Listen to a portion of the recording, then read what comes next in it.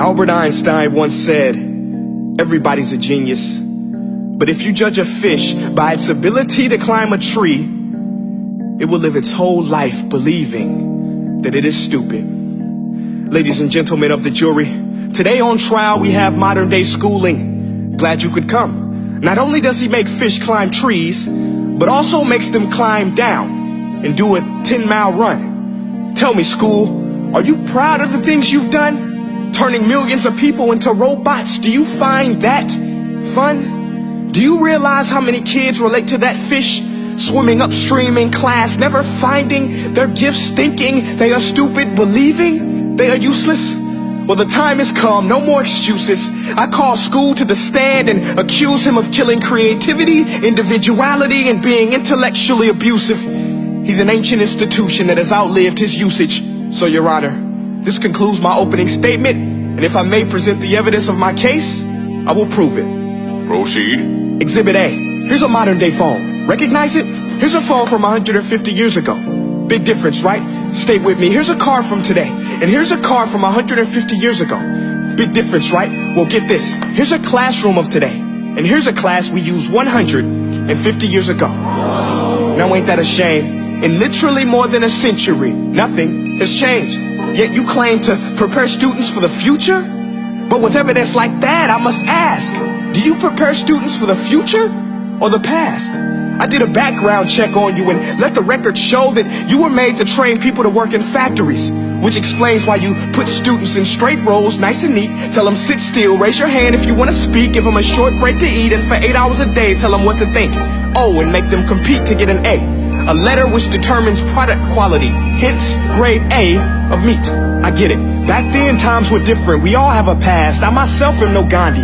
But today, we don't need to make robot zombies. The world has progressed. And now we need people who think creatively, innovatively, critically, independently, with the ability to connect. See, every scientist will tell you that no two brains are the same. And every parent with 2 or more children will confirm that claim. So please explain why you treat students like cookie cutter frames or snapback hats, giving them this one-size-fits-all crap. Watch your language. Sorry, Your Honor, but if a doctor prescribed the exact same medicine to all of his patients, the results will be tragic. So many people will get sick, yet when it comes to school, this is exactly what happens. This educational malpractice, where one teacher stands in front of 20 kids, each one having different strengths, different needs, different gifts, different dreams, and you teach the same thing the same way? That's horrific.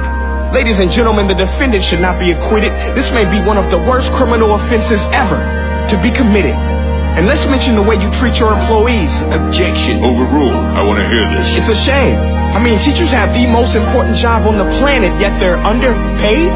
No wonder so many students are short-changed. Let's be honest. Teachers should earn just as much as doctors, because a doctor can do heart surgery and save the life of a kid. But a great teacher can reach the heart of that kid and allow him to truly live.